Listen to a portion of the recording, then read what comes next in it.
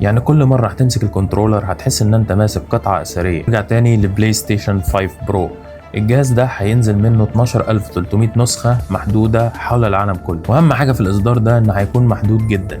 بلاي ستيشن هتنزل منه 12300 وحدة بس على مستوى العالم، والرقم ده مش مختار صدفة، ان اول بلاي ستيشن في تاريخ سوني تم الاعلان عنه في 3/12/1994. عشان كده سوني قررت تنزل 12300 نسخة من الجهاز الجديد. كل جهاز هينزل برقم فريد محفور عليه، يعني لو كنت محظوظ وعرفت ان انت تجيب واحد من الأجهزة المحدودة دي هيكون كأنك عندك قطعة أثرية في البيت. ومش بس كده، ده كمان في كل الملحقات اللي بتيجي مع بلاي ستيشن هتيجي بنفس اللون الأيقوني ده. طبعا مش هننسى الملحقات اللي بتيجي مع النسخة دي، كل حاجة معمولة بنفس الذوق القديم. الشاحن جاي بنفس اللون الرمادي، والكابل كمان معمول بشكل أيقوني. هو الكابل طبعا هو تايب سي بس معمول بشكل الإصدار بتاع بلاي ستيشن 1.